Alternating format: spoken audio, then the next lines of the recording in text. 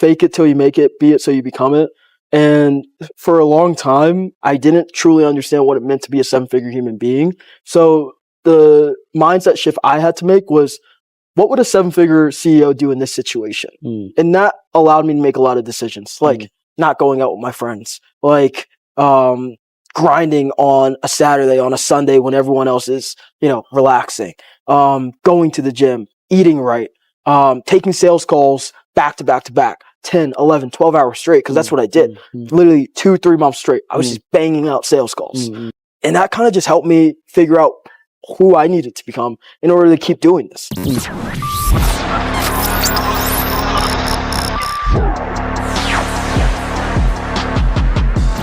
What's up, guys? Welcome back to the YouTube channel. I'm here with the one and only, I used to call him Mr. 19-year-old, but now he's like, how old are you now? I'm 22 now. 22. Jared Curry. I've known this man for literally 3 years, bro. It's been longer than that. Yeah, 2020, I think. 2020. 2020, yeah. You joined Agency Lab, and you were just a kid, literally just a kid, sneaking behind school, going to the bathroom and taking sales calls, right? And it was, I feel like you were one of the people that started the revolution for young people to do this, because like 5 years ago it was not cool for young people to do this. Oh, not at all. It was like weird. Like if you were completely changed. And now I see like most of the agency owners I see now are like younger people, younger kids. So I feel like you became one of the faces for that. You and like, I know Iman Ghazi is obviously blowing up. So I want to start first off with like an elevator pitch about like your life. Like if you had to, you're going down an elevator, what would you tell the world who Jared Curry is in 2 minutes? Well, for starters, it's been a fucking journey, I think when I started off, I had a speech impediment. I wasn't able to articulate my sentences, and I shouldn't be on this podcast today, But I grew up in a household where entrepreneurship was valued. My dad always taught me, you don't want a job. You don't want to work for anyone else. And if you don't work, you don't eat. So I knew from a young age that I had to work. And he had me in the family business. He owned funeral homes. So I was out there carrying caskets, just doing work at the age of 4 or 5 years old. So that was instilled in me for a very long time. Went through high school, started going down the path that everyone else was going, go to college, get a job. And I just felt like something was off, And Sergio, he calls it this knowingness, right? I felt like I had that knowingness. So I watched this TED Talk from Robert Kiyosaki, completely changed my life, and I read Rich Dad Poor Dad. And from there, that's when the entire SMA journey began. And I've been super fortunate to say that we've scaled 2 7-figure agencies in the short amount of time that I've been doing this. And it's been a wild ride, man. It's been a great journey. I'm super blessed too, and I wouldn't be able to do it without God. I love that, and I say this to a lot of my guests and a lot of my friends. It's like, you're really just getting started, but like, dude, you're actually 22. You're just getting started, right? And like, once you scale to 7 figures, like what? And I watched your podcast with Eddie, and I do want to get into some politics stuff because I think it's cool. And I think you haven't talked about it, And I feel like the older I get, the more I'm getting into politics now. And I thought I was gonna stay away from that. We'll get to that later on. So, with the 7-figure companies, you're for people that are watching, like when you say you have the knowingness, like what do you think makes you different? Because there's so many other people that have the knowingness, but they have not been able to actually execute. I think it comes down to this. People don't get what they want in life, they get what they need, right? So I've always been the type of person to back myself in the corner. There's a lot of people, they say they want to start an SMA, they want to get into entrepreneurship, but they're not willing to, and I'm not saying everyone should do this, but they're not willing to quit that 9-to-5 safety net. They're not willing to say, I'm not going to college. I said I wasn't going to do that stuff because I knew if I didn't go, I had no other option to succeed. It wasn't like a choice. I had to do it. Like when I joined any coaching program, I'm like, I'm going to hit it. I'm going to hit the 10K mark. I'm going to hit the 100K mark. It's going to happen. I already knew it because I wasn't going to let anything get in the way. So that's super impressive. I think people say they want one thing, but they actually do another thing. How you talk about stuttering? Like, what did you do to get over the stutter? So it wasn't actually stuttering. It was just a speech impediment where I actually don't even know, like science. Did you like practice something? What did you do? Therapist. It wasn't until I went to this school, and this is where environment comes into play because environment is super important. I went to the school, changed my environment, got out of public school, went to private school, changed my environment, and for some reason that helped me. My parents hired a lot of speech therapists, and nothing really seemed to work until I went to that private school. So then you launched the agency. What was the point that you were like, I got this. Like, this is what I want to do. Because there's other businesses. You could have done e-com. You could have gone your drop shipping. What was it about the agency? And at what point did it click that I can do this? That's so interesting. I don't think it was like a moment that I was like, yeah, this is it. It just fell in my lap. I saw a webinar from Billy Wilson, watched Shout out it, Billy. and said, this is what I'm doing. Yeah. I didn't think about any other business model because I didn't know there was another business model. I didn't know there was another option. Think about it. This was 5 years ago. The online game was just, I feel like, was just starting. Yep. You know? Yep. So SMA was the only thing I knew for a very long time. So, you know, you scaled the two companies, which is like, it's hard to do that as a 25-year-old, 30-year-old, 40-year-old. You do that at 19, 20 years old is like crazy. How did you get over the fact, and this is really good for a lot of your audience, and I'm sure I have some younger people watching. How did you get over the fact that you're young? Why should I trust you? You're 19. How do you get over the ageism, you know, objection? And this is the problem with freaking society right now. Everyone wants to be a victim. Everyone wants to complain. Everyone wants to talk about why society isn't going to believe in them, why society isn't going to let them do something. People have to decide, and for the person listening, they have to decide that they're going to be a victor over a victim. And for me, what did that mean? The only way to do that is stop coming from a place of scarcity and come from a place of an abundance. And an abundance mindset is going to say, you know what? Because I'm young, because I'm black, because I'm all these things, that's why I'm going to stand up. That's why I'm going to be able to do these things, because no one else is going to be able to compete with me. Because I'm young, I understand digital marketing more than an older person is going to do. So that allowed me to have a massive selling point, and I just used it to my advantage. Yeah. That's it. What was the biggest challenges scaling that 7-figure agency compared to the second figure agency? Because I'm assuming the second one was probably easier once you've learned. What were the challenges like that, what you didn't know, or was it the agency, the niche itself? What were the challenges? So they're very similar, but on the first one, ambition over mission, right? I was just super ambitious. I wanted to hit 100K. I didn't care what I was going to do or have to do in order to do it, because it wasn't for the monetary change. It was for the identity change. And I just worked relentlessly to hit 7 figures. I didn't care how much I had to invest. I mean, our margins were complete dog doo-doo, you know, because we were just investing in everything, coaches, mentors, services, whatever we could do just to figure it out and crack the code. And the challenge with that agency is I didn't actually care about e-com whatsoever. If you want to do e-com, you have to be like Eddie, right? Eddie has a passion for it, or they've got a studio. They got like exactly. They understand e-com. They literally do it themselves. So I think it's super hard to build the type of agency that I wanted to build with e-com, because I wanted an agency that was copy and paste, similar to what you guys had at Atlas, right? And it just wasn't going to happen with e-com. So that was the biggest challenge, because once we hit 100K, it went down. And so many people, they talk about, hitting 100K per month. It doesn't matter if you hit it. What matters is if you stay there. And I prefer stamina over speed and profit over revenue all day, every day. 100%. So it was just obviously the learning curve. You said something interesting, the identity change. Talk more about that, because you have to become the person that you envision being, and the 7-figure person. What does that mean? What was that like? So, and Sergio says this a lot, right? Don't fake it till you make it, be it so you become it. And for a long time, I didn't truly understand what it meant to be a 7-figure human being. So the mindset shift I had to make was, what would a 7-figure CEO do in this situation? And that allowed me to make a lot of decisions, like not going out with my friends, like grinding on a Saturday, on a Sunday when everyone else is, relaxing, going to the gym, eating right, taking sales calls back to back to back, 10, 11, 12 hours straight, because that's what I did. Literally 2-3 months straight. I was just banging out sales calls. And that kind of just helped me figure out who I needed to become in order to keep doing this. Because I knew that wasn't going to be the first business, but I knew all those skill sets are going to transpire into all the other businesses that I'm going to run and eventually become. Exactly. Yeah. Interesting. Have you read Buy Back Your Time? I have not, but I've watched a few videos on it. I'm reading right now. It's a great book. Shout out to Dan Martell.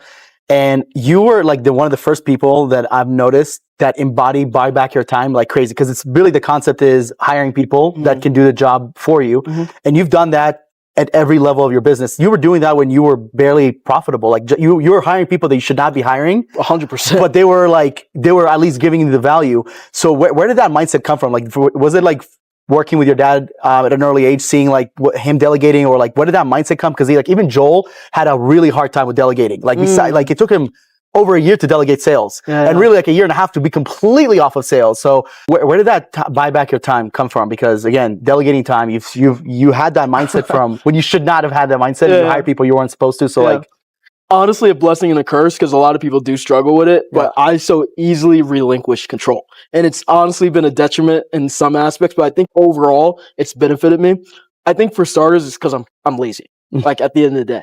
And I'll be extremely honest, I think the best entrepreneurs are the lazy ones, right? And they can spend their time not getting in the nitty gritty, but the time on the top 1% that's going to make 90% of the difference, you know? So that's for starters. Number two, Rich Dad Poor Dad. I think a lot of concepts that a lot of other people talk about, from Hormozy to Dan Martell, a lot of those same principles, if you just study Robert Kiyosaki and Rich Dad Poor Dad, you'll pretty much get all the information. And obviously, you're still going to read everything else, but you'll get a lot of good information from just that one book that's similar to a lot of these other books. So in Rich Dad Poor Dad, they say, rich don't work for money. And that's where that mentality really came from. It's because I never like to trade my time for money. Yeah. Because I'm genuinely a student of Robert Kiyosaki. Yeah. Like, I am not big on that many other people besides him, and I just study him. I don't know what it is. I just gravitate towards. That's interesting because he doesn't really promote for younger people. Like I feel like most people are like reading Rich Dad Poor Dad. Like I read it at a young age, but when I'm reading it, I'm like, and then you watch his videos, I'm like, this guy's definitely much more towards older people, and that's fine. I went to his conferences, like, average age was probably like 40, 50. I was going to say, like, I don't know if you've met him, but he seems like he goes after, but you're probably an old soul. There's probably some things you're probably still doing that younger people do, but like inside, you're still an old soul. So that's interesting, man, because I wonder, like, if you were to start your agency today, what would be the first hiring you'd make? A recruiter. A full-time recruiter to interview, headhunt, and hire people from there. Really? That's wild. That, like, you never hear that. It's usually like an executive assistant. That's what I hear now from a lot of the people that I work with. Because the first one that we all hired was an appointment setter or someone. Now, all the entrepreneurs I meet, they all focus on hiring executive assistants. Yeah, and I'm like, that's really interesting. But a recruiter, I never hear that because we work with hundreds of companies. Sure. Not besides Eddie and like a couple others, they don't really have a recruiter. So for you, it'd be someone that you just delegate the recruiting part. Talk to me about the detriment, because obviously I know the benefits of like delegating. What's the detriment of just finding people, buying back your time so fast and early? Yeah, 100%. And just to add on to the last thing, right? The only two things that really matter is the size of the market and the quality of your team. So if you can have a recruiter just focusing, it's obviously you need to be in a big enough TAM, that's your decision. But then delegating the recruiting side of it, build up the team, and it's going to force you. And once again, like I said earlier on, put you in a corner because you have this entire big team. And people shouldn't be doing this if they don't know what they're doing. No, of course not. But if I had to start all over again, this is exactly what I would do. You delegate that and you force yourself, hey, I have to make payroll. I got 67 grand in payroll this month. We better make some freaking money. Yeah. And there's not a lot of things that money can't fix. So, I guess the detriment side of it, there's a difference between, Jana taught me this. There's a difference, and I saw the podcast you did with her. That was awesome. But there's a difference between automation and abdication. And for far too long, especially in my first agency, abdicate. We went to Mexico, the event, and literally during that event, I pretty much brought on, do you know Luke and Nicola? They work with Eddie now? I think I do. They're his partners for his UK branch. So they basically ran the scope agency for me. They knew the media buying, the clients, like they were my go-to people. And I pretty much told them, guys, I'm done. I can't do it anymore. I was very overwhelmed. That's also another detriment of getting into the business so early on. Were you burnt out basically, or? I think I was burnt out. It was so much pressure and it just boiled over. And I didn't know how to handle it back then. And it's something I'm still trying to learn how to do. But that's the detriment of starting at a young age for sure. The pressure. Yeah, 100%. Because you're just so young and it's your brain is still developing. And I mean, I don't even know the long-term impacts of it, to be honest with you. I think there are some negative long-term impacts that I'm going to probably have to overcome. I also remember like training your sales team at one point and meeting some of your operations people and whatnot. And I'm like, dude, Jared's hiring really high level people. Like he's got to be like, you've got to be on your P's and Q's every single day. And not that you're not, but it's like you're putting pressure on yourself beyond having a good offer and good fulfillment and good sales process and systems. You're now hiring really good people that if you are not at that level, they're going to expose you. Oh, 100%. Quick. and they're going to leave. And then they're not going to leave with like a warning. They're going to leave because they're like, yo, this guy's not doing what he's supposed to. So I think I see the benefits of both. And, you know, I just recently hired an operational manager after 2 years, 3 years. And it's like, my God, I wish I did this earlier. And, one thing that Esteban and I talked about is that we hire like high level people, but one thing that we're going to start doing much more is hiring leaders, because we're at the level where we can do that now, where before, you know, Dan Martell talks about it, is that, and I definitely see that with myself, is a lot of entrepreneurs indirectly love chaos. They love chaos. They love when shit breaks and then just like being the one that fixes it and being the one.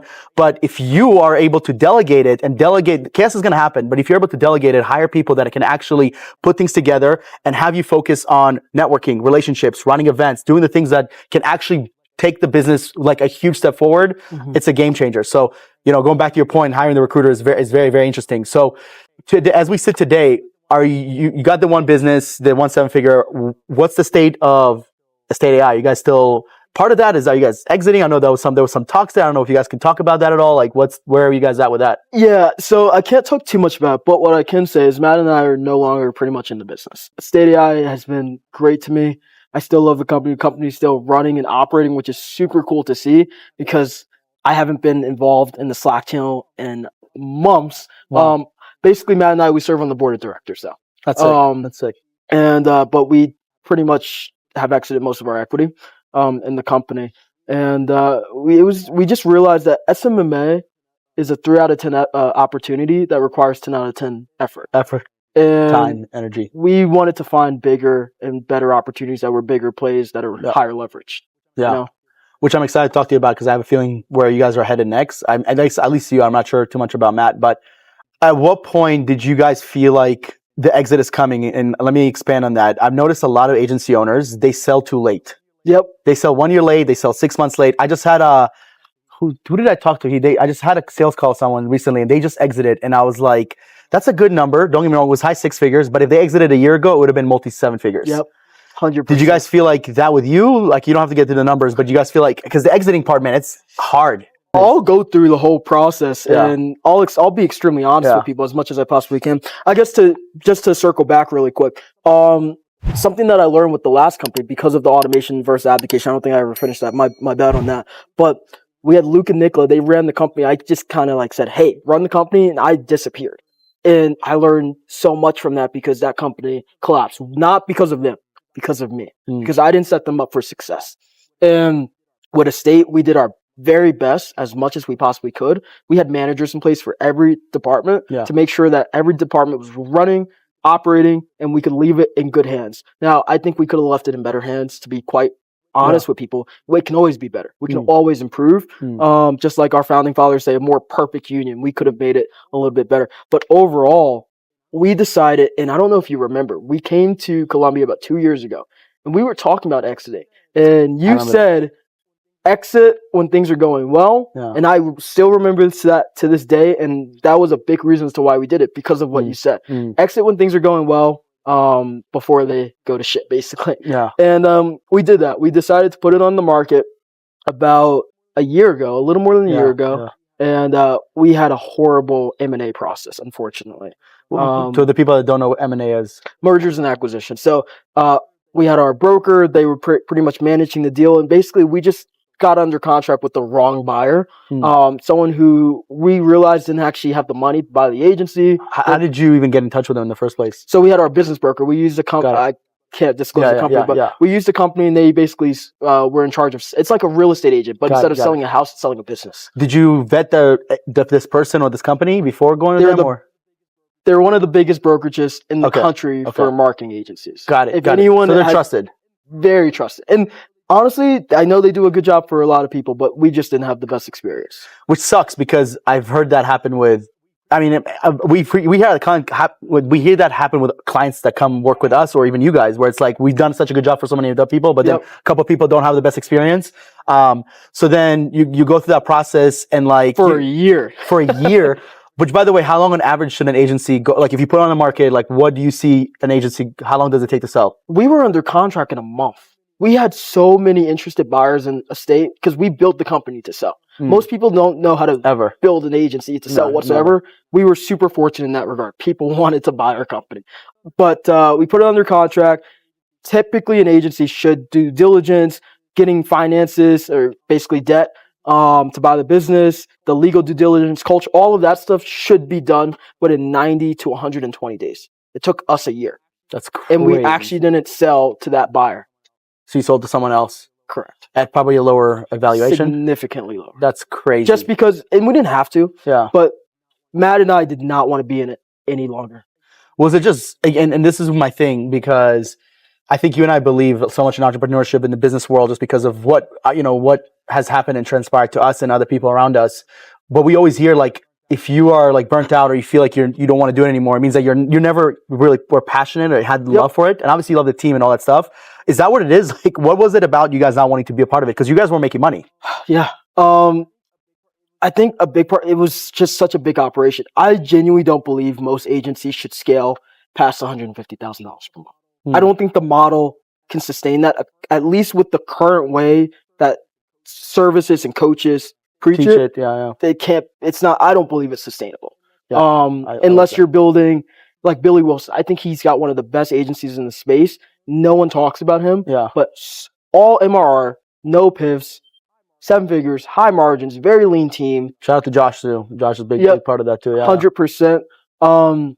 So I just think that it's really challenging though, to keep an agency sustained at like 250, 300K per month. It's doable, but it's definitely a challenge. The problem is that it's being taught like it's possible, which it's not impossible, because I know, like, off the top of my head 10 people, but I have a friend, I don't know if you know him, his name is he's also a client, Steven Johnson. Yep. Digital Ox. Yep. And dude, he runs like $500,000 a month agency. And it's the way he's built it, it's just it's similar but very different than the original model. Like, he didn't really follow anyone. He kind of learned from more of like the corporate structure, and his cold callers or his inbound people are Americans. He has like 20 Americans he pays $20, $30 an hour to, where people come to us for $5 an hour. Wow. So it's just like little things like that. So then and I don't think most people want to build that. No, at all. And that's the challenge. And that's why it's also like mission over ambition, like I mentioned before. Right. We said 300K because it was just a random number. It was ambition. We kind of reverse engineered, said we can kind of automate at this level, but that's not true. We could automate it at a significantly lower level with way less stress, and our revenue per headache would have been significantally lower. And profit, right? At the end of the day, that's the biggest higher thing. margin. 100K, 20%, or 120K, 40, 50%. It would have been like, that's something to think about. And revenue's vanity, It's 100% vanity. It's like a myth. It's like it's cool. I mean, that's why I'm and not to dig a Joel, but because everybody does this, ClickFunnels does this. But the awards, when it's like 2 Comma Club, 100K a month, I'm like, bro, like to get 2 Comma Club, you can be 900K ad spend and 100K, and they'll give you. They have no idea what the profit is, right? Yeah. So we just had our event and we did a profit award actually. Good. That's at the end of the day, that's what matters. That's business. That's how much weight you lose. It matters, not how much you actually, weigh, whatever. So out of the agency game, and then what is Jared Curry up to now? You're in Colombia. I saw you do an event. What is like the next, 6 months of the year look like to you? I'll be honest, I'm still trying to figure it out. And it's a beautiful thing. It's this story of the night of the museum. I think it's Robin Williams. He turns to someone. And Teddy Roosevelt. Yep. And he's like, what do we do now? And Robin Williams says, I don't know. But that's a beautiful thing. I don't know what I'm going to do next. I've been so focused for the last 5 years. Agency, 100K. And now I can kind of step back, look at all the lessons, all the skills I've learned, reflect. I mean, a lot of failures, a lot of lessons, but think about bigger opportunities. For me, private equity. I've always been the real estate private equity guy, but I've always enjoyed that and learning about it. And that's the route I intend on going in 100%, so I can eventually get into politics, which I want to get to, like I mentioned in the beginning. When you say private equity, do you want to like own pieces of a company, do similar to what acquisition.com is doing, or more get into the real estate game? So I'm doing similar to what Hermosi's doing, which I'm actually taking part of some agencies. Brandon and I, we're launching our coaching program. We're pretty much helping people get from 0 to 10K, and we'll think about ascension. We're not sure yet. We just want to do it a little different than how people are teaching it, how to build a real sustainable agency. Not because we did it, but because I learned what not to do. So that's going to be the short-term play right now, but it goes into a longer-term play because all the agencies, like Ben Hong, he's a kid I coach, and I've helped him invest in real estate. We're going to probably be buying businesses together this year. Mm. So some of my top students, I want to eventually leverage them, help leverage all the money that they've made. They're going to need a tax write-off. They're going to deploy that capital into real estate deals that I'm doing, businesses that I'm buying, and I'm leveraging their money, OPM, and leveraging my skill set. That's going to kind of go into the longer play of private equity and buying small local businesses, boring businesses, as Cody Sanchez calls them. Eddie Malouf, our buddy, has the chicken business. Yeah. And he broke down the numbers to us, and I was just, me, him, and Esteban went to, we had lunch, and I was just like, this is so genius. Yep. This is so genius. And this whole model, it's a win-win model for sure. That chicken is fire. It's so good. It's better than Chick-fil-A. Oh, yeah. And I'm a big Chick-fil-A guy. With real estate, how many properties do you currently have under your name, under contract? I think I'm at 5 units total right now. For long-term rentals? 2 are flips. 3 units are long-term, but I'm actually selling 2 of them right now. So, real estate is really I feel like that's the game everybody wants to get into. I used to think that because everyone's like 90% of millionaires make their money through real estate. Right. But 100% of billionaires make their money through private equity. So I've learned that private equity is actually my play, and that's my asset class, businesses. I understand businesses. Yeah. My real estate properties, the only reason I own them now is because of the tax benefits. That's it. They're not necessarily cash cows. Do they cash flow enough to... They pay, they break even or some profit a little bit, but most of the time... That's not why you're... No, in the beginning, I thought it was going to be a nice passive income thing. Then I realized this is really, especially with interest rates right now, it's really just a tax mitigation strategy. That's it. Which still is a win, because taxes 100%. are, a big part of our day-to-day in a sense. But that's interesting. So in like 10, 15 years, they appreciate, maybe I'll be happy with it. Who knows? So with private equity, the short term is to get into more of the agency game. You're probably going to invest into agencies like Ben's and small agencies and help them scale, take a little piece of the pie. Do you feel like, because you mentioned agencies and boring businesses, those are like completely two different. Yeah. Do you want to do like a mix? Do you want to also do you have an idea? I absolutely hate the online space. I want to get out of it. I'll be extremely honest. I love it. Dude, it took you years to get into content. So as a young person, I feel like if there was a way for you to make money, not online, the same money that you've made online, you would probably be there right now. Yeah. So, I want to get out of the space and go all in because, listen, the space is great. I think it's a great way for people to learn a lot about business and get their foot in the door. I just don't see it being a long-term play. It's super competitive, which I'm not scared about competition, but people are competing over false promises. Guarantees. It's exactly. Yeah. It's not the type of business I want to get into. I want to get into a business that's a necessity, not something that I have to sell people on wanting. Yeah. So and beg and chew and chase them. Absolutely. So here's what's interesting, because you mentioned it's not a long-term play. Do you mean like marketing agencies? Because I believe where the world is going towards is remote work and online and working through a computer. When you say that, do you mean like SMMA, leaving the SMMA space? Or do you mean like literally like going all in on like brick and mortar businesses, the boring businesses? SMMA, and I think coaching is becoming like SMMA. So SMA and coaching I want to get out of. Because I feel like e-com is just like, if you actually have an e-com store that's growing, then that'd be silly. I think obviously what we do with recruiting and whatnot, and 100%. Also a lot of corporate companies are going remote and working from home. But I also believe, dude, that's why it's funny. I'm sure you've noticed I don't really work with agencies as much as now. Interesting. And besides people like you guys and referrals, but we only advertise investors. I go to investor events. I get invited to agency events all the time. And I'm like, I don't want to go. 2 reasons. One, I also believe that SMA, I feel like SMA was dying, and then Iman Ghazi rebirthed it. That's what it feels like. He came in, this young guy started like really figure things out, whether they were the right things and not the right things. I don't believe in some of the things he did, but it worked, and it freaking boomed to the moon. But I also saw that as a band-aid over the industry. I didn't see that as like, oh, the industry's fixed. Because now that you have all these younger people going after it, and again, I'm not against young people, I'm hiring professionals. If you're 16, 17, 18 years old and you're just starting your agency, I'm not working with you. There's no fucking way. There's no way I'm giving you an operations manager or a high-level salesperson. That's not. So for me, that was why for me, I was just like, I don't want to partner with them. However, I'll work with good agencies. I have a ton of, some of my best clients are high six figures, 7, and even Eddie Malouf, 8-figure agencies, right? So it's really interesting you say that, because I've had this idea as well. And then I've noticed that I saw Cody Sanchez speak at High Level last year, and she talks about her investment, and some of her best ROI has been like investing into laundromats. Yeah. Laundromats. Yep. I don't know about you. I don't use laundromats. So I didn't know people use it on a regular basis. Bro, it is a cash flowing business. Yes, it is. A small brick and mortar like chicken business, like what Eddie has. That's like a little bit unique. That's a little more. There's a little bit more competition there, but Sure. so that's interesting. If you like right now had to choose like 3 businesses to go after, what would be the 3 businesses you would want to invest in? Yeah, I'm actually doing a talk in Cody's group on Monday Nice. about this stuff. And the one thing that I would 100% without a doubt do is tow truck companies, towing companies, then school bus companies. That's not a privately owned. That's a privately owned company. Yeah. That's not a government owned. No, it's not. It's government contracts.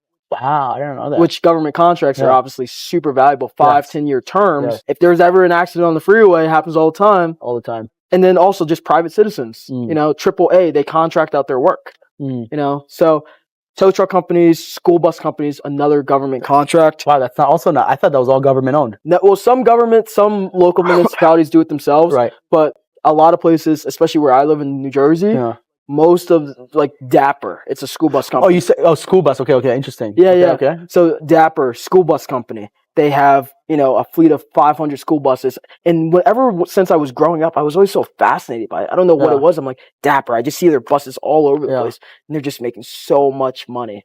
Just contracting out. Something that the government is going to always have to do. Because they're never going to want to take on the fleet, take on the insurance, take over the maintenance, pensions for all the drivers. Like, they're not going to want to do that. So they're going to just sub it out.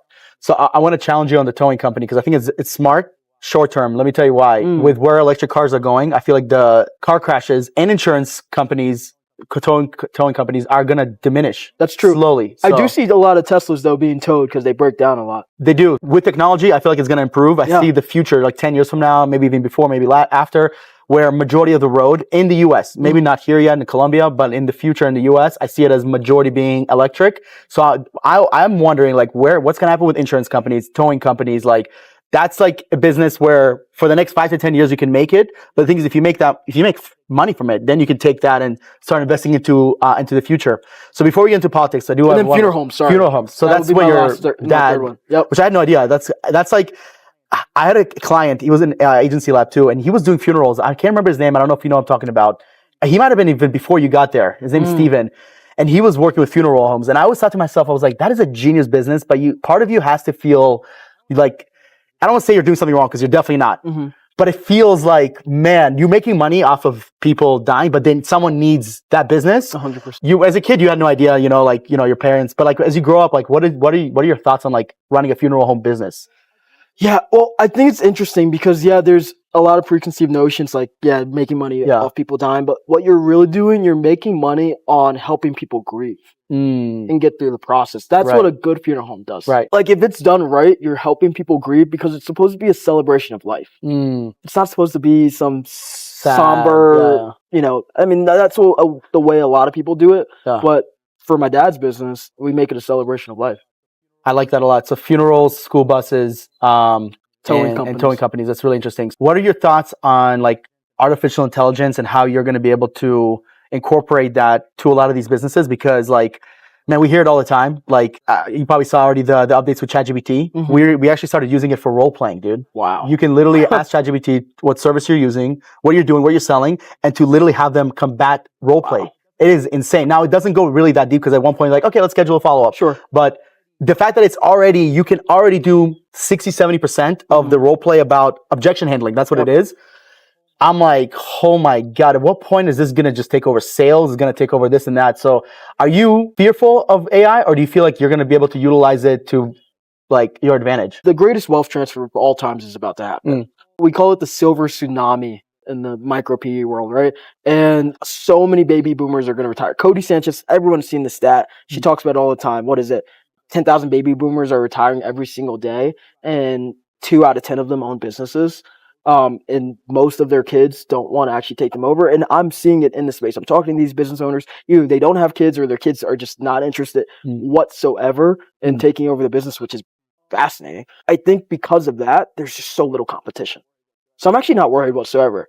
And quite frankly, any business that I acquire, like a brick and mortar boring business, I probably won't even need to use AI for 5, 10, 15 years, unless I'm competing with other private equity guys, which that's definitely a possibility. But I don't think I'm gonna have to be on the cutting edge of it as someone in the online space is gonna have to be. You know? Yeah. Because that's like all we talk about ChatGPT. Wow, you're not using ChatGPT yet, or you're not using this, and you feel behind. Yep. Like I'm like, I feel behind because I feel like we're using AI, but I'm like, I feel like we're not using it nearly as much as we should. And like, some of my team uses it, some of my team doesn't use it. So yeah, that's interesting. So and also like I think in 3, 4, 5 years, that's when it's really, really gonna get good, and that's where I'll really be able to squeeze the juice out of it. But it's still not like 100% there yet. You know? No, not even close. I mean, you can't. I mean, first off, they banned outbound calling, so you can't even do cold calling with AI. But secondly, with inbound, I was at the high level event, same one Cody spoke at, and Sean went up stage and he like presented a call coming in and how it sounds. Dude, it's so robotic, and to me, it sounds worse than like a VA from the Philippines or like from Latin America with a thick accent, because at least that's a real person. Yeah. Where it's like a robot, I'm like, I don't know. For me, I get turned off, but you know, some people are different. Yeah. I did not know this about you until I watched that video, the podcast you did with Eddie, and I'm just like, you know what's funny? Most people say that, but I can actually see that with you. I think Eddie said the same thing. You have I don't say the politician vibe because that could be like a detrimental thing to you, but like more, I can see you're a good speaker, and I feel like you know how to lead. But being a politician is so different because you're getting into a world where, man, it's like a dirty world. Like we think the online space is dirty, and like, you know, it's like, okay, some gurus under-prom, over-prom. But man, when it's like politics and you're dealing with like, because with politics, really the people that are impacted by you are the bottom and the middle class. Mm-hmm. The rich, I don't give like, to me, not that I'm like the super wealthy guy, but like Joe Biden gets reelected next year, I'm fucking good, dude. Like, I don't care, you know? But the pressure, in my opinion, on politicians, especially if you're going to run in like Jersey or like, you know, more old school cities, is so high because of the middle, which today is really the lower class, and the lower class. What are your first off, what are your thoughts on the current state of the US as we sit today? And like, if you were to run for politics today, like what would you do? Like, how would you operate on that? At one of the Continental Congresses, Benjamin Franklin was asked, Mr. Franklin, it's that chair that George Washington, it was General Washington at the time, is he sitting on? Is that a rising sun or a setting sun? It might have been a newspaper writer or something. And he said, I'm not sure. At the beginning of the Congress, by the end of the Congress, he said, after staring at that chair, after being in the room with everyone, I know that is a rising sun and not a setting sun. And what he was basically saying is symbolizing that America is a new country. It's relatively speaking, it's still extremely young, right? We're not even 250 years old yet compared to the rest of the world. Right. We're still just getting started. And Warren Buffett always says, never bet against America. And if you look back in time, there's been so many moments in American history where people thought that this great experiment would somehow shut down and go away. I'm more convinced now than ever before that greater days are still yet ahead for America. And I genuinely believe that. I believe that because I see all the young people getting into entrepreneurship. And for example, America is built on capitalism at the end of the day. Capitalism is probably the worst form of an economic system, but it's better than all the other ones. As long as we keep building entrepreneurs, which it seems like everyone is now wanting to be a business owner, which is super cool, and there's more people that want to be owners, I think all in all, America is going to do just okay. Especially when you compare it to the rest of the world and what's going on.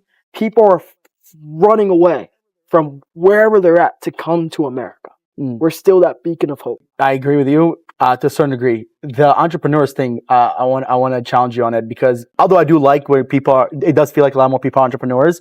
There does get to a point where we can't have everyone be an entrepreneur, right? Now, of course, not 100% going to be. Do you feel like where America stands today feels like we're a weaker nation than we were 4 years ago, 5 years ago? So I'm going to challenge you on the last part. Yeah. In the 1800s, 1820s, 1860s, everyone actually was an entrepreneur for the most part.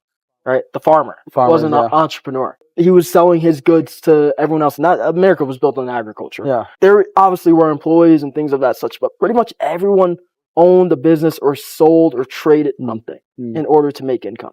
And I don't think everyone needs to be a business owner. I definitely don't. And not everyone shouldn't be a business owner. Yeah. But I think having the entrepreneurial spirit is super important. Interesting. It feels like the U.S. has become weaker because of our leaders, because of who the world sees us as. And now we're at the point where, you know, we have two 80-year-old men fighting for the reins. if I had to pick someone, I think most people would figure out who I would go for. Yeah, yeah. I'm assuming the same would goes for you. If you were not for elected for president, obviously that's a big, but like if you were elected for as a politician, would you be governor? Is that what you'd be running for? I don't want to get into the federal level. And the reason why is because I think there's just too much bureaucracy. So to some extent, that's how the founders intended it to be. Not bureaucracy, but for it to be a system where it was difficult to get stuff done. Yeah. To some extent, because the state should actually have the power. The federal government shouldn't have that much control. From my perspective, honestly, the way the founding fathers wanted it to be. I agree. And I think if you want to make a change, you're going to change it on the local level. And your city councils and your school systems, your school boards, the mayor, the state senate, the state representatives, and the governorship of each state. Those are the people who can really have the most impact on where we're at. So I intend on capping out at governor. Does it start like as a mayor first and then you kind of move up, or is it like I would probably start at either school board or city council. School board, city council. I think school board would be super cool, especially for someone who barely graduated high school. But I think at least you'll be able to give them perspective of like I made it this far without having to go to school. How would you change the school system? Like what would you do different than what it is today? Because I personally can't stand public schools, and I think that like some of the corruption happens, and it's sad because the teachers, in a sense, they're being blamed for because they are part of the problem, but also like they're being put in a system that doesn't help them out, and kids are, I think the knowing thing that you talked about earlier, I had that same thing, man. I'm sitting there in class, I'm like, I'm wasting my time. Like, why am I here? I couldn't wait to go home. I couldn't wait. I hated homework. I always found ways to cheat. That's why I knew I was going to be good at business, because I'm like, I'm the fucking best cheater. I cheated my way through high school. So, in business, if I cheat, I'm going to be good. Like, of course, if I'm not going to rip everything off. What would you change in the school system today? No, if it's necessarily the teachers. I don't know if it's necessarily the system. It's definitely the curriculum. That's for starters. We have to change the curriculum. Yes. We have to teach more trades rather than things that, quite frankly, people aren't going to go into in the first place. There's a big STEM push. Art. I'm sorry, dude. Art class is a waste of time for most people, right? Music class for like a lot. I think for children it's fine, but I think when you force people to do certain things, especially for kids, it's like we don't want to do it. Kids think like when you take something away from them, they want it more, right? It's like that's almost human nature. So curriculum. What else? Critical thinking skills, right? There's so much focus on memorization, and people can't think for themselves. They get into the real world. I have friends that are finally graduating college, and they can't make a decision for themselves. They need their parents' approval still. That's crazy. Just because they've been confined in this little box of you have to go this path, you can't fail, and someone's always going to be there to catch you. So they can't actually grow. And it's like this story. It's like the ego. If there's an eagle's nest, the mom is going to basically drop the baby eagles and force them to fly out of the nest. And if they're not flapping their wings, she'll go down there and catch them, but it forces them she'll catch it right before it's about to pretty much die. But for the most part, the baby eagles learn that no one's coming to save me. I have to fly.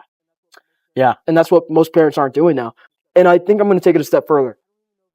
I don't even know if it's necessarily the schools. Yes, that's part of the problem. It's really the parents. And that's really where the challenge is coming from, because if you're raised in the good, like you could go to a horrible school, but if you have great parents, you'll figure it out. And there's a massive, it used to just be part of just for African Americans, but now just in the entire country, there's a breakdown of the nuclear family and a massive fatherless problem. And there's just homes are breaking apart, and that's a big challenge. And I think that's a reason as to why people are the way they are now.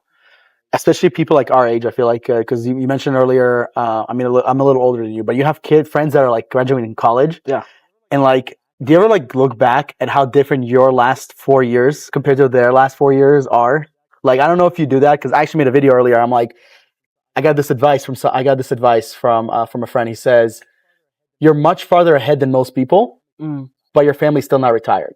And I was like, damn, that's so true. I'm much farther ahead than most 29-year-olds, but my family's not set. I don't have generational wealth, whatever it is. So do you ever like look at the difference between you and like your friends and how different your 4 years are?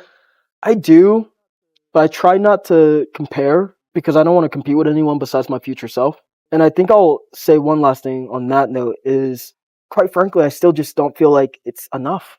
Quite, like, to be honest, like I'll look at what they're doing. And maybe I was just blessed by going to a school or having friends where they all had some level of ambition. A lot of them want to work in Wall Street or want to work in PE or computer science Whatever or it is, something. yeah. But quite frankly, I still don't think I'm far enough ahead because I'm just getting started. I wish everybody had that type of ambition, but I'm also happy that only some do, because otherwise the world would be much more complex if everyone had the Jared Curry 22-year-old, I got to go after it. So last couple of questions, Jared. So we talked a little bit about your past, what you're trying to do with what you're going to do with private equity. What does the next 3-4 years look like for Jared Curry? The next 3-4 years, getting closer to God, I think is super important for me. What does that mean? Is that through praying? Is that through going to church more, donating? What is it getting closer to God? That's a good question. Going to church more, but really just building more of a relationship. I've in this entrepreneurial journey, it's easy to forget that you've been put on this earth, and I believe that I've been blessed, and this is kind of like the path that I'm supposed to be following. And I think so many people think they've done it by themselves, even if you're not religious. Like there's always someone or something that helped you get to where you're at. So I want to get closer to who I believe helped me get there, which is God. But I also feel throughout this journey, I was, I disconnected.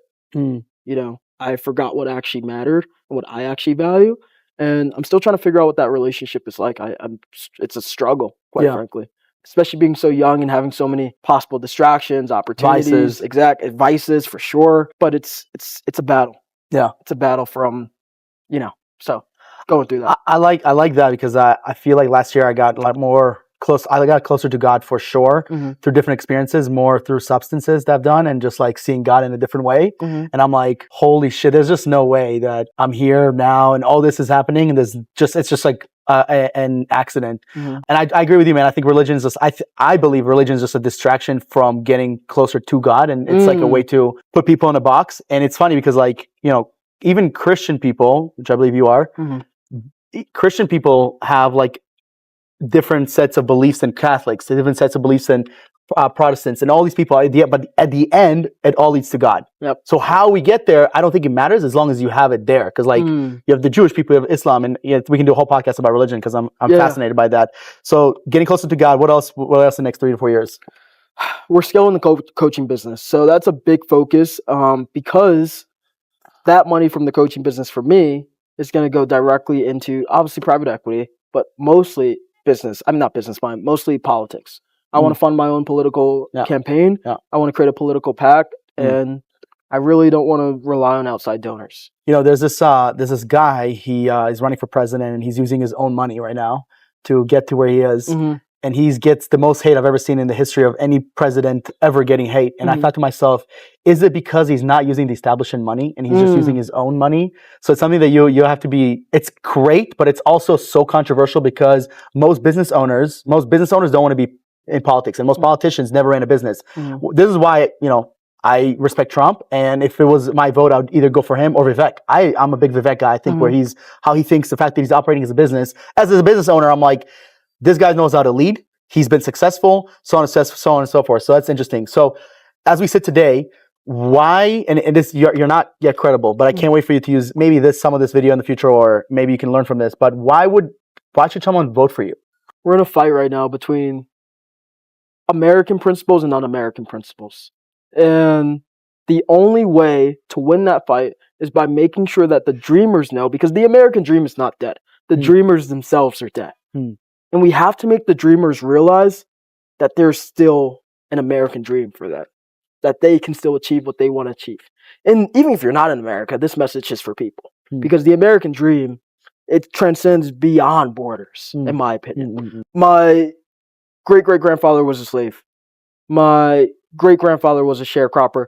My grandfather had a third-grade education. My dad was the first one to go to college and build a business, and now he's pretty well off. I have lived the American dream, and I think because of that, and because I've done it, not because it was given to me, but because I worked for it, because I learned how to lead, build teams, and I took risk, I can go ahead and make sure that we can do that for everyone else in this country, everyone else in the great state of New Jersey. I think that's really what it comes down to. I'm going to promote true American principles. And I think, I can articulate that more down the line, but I'm here to promote the American dream, American principles versus un-American principles. And I'm going to do probably what most people wouldn't advise me to do, but it's because I'm going to be a long-term thinker. China, for example, they think 30, 40, 50 years out. Japan, yeah. Exactly. Yeah. Politicians, they can only think 2, 3, 4 years out for the next election. Sometimes not even that, but yeah. So if I have to sum it up, the only reason why people should vote for me is because I don't care if I get reelected. That's huge. That's huge.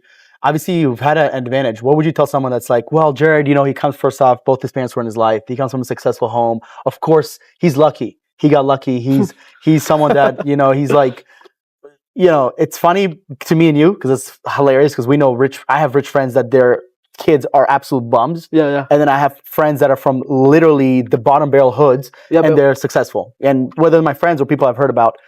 So if someone's listening to this and they're like, well, his father was successful. He has both his parents in his life. He has a dad in his life. Whether his dad is successful or not, it doesn't matter. The fact that he has a dad, I don't know if I want to vote for this guy. He got lucky. The challenge is we have people running for office that didn't come from that same background, and they promote values that, quite frankly, in my opinion, the proper upbringing.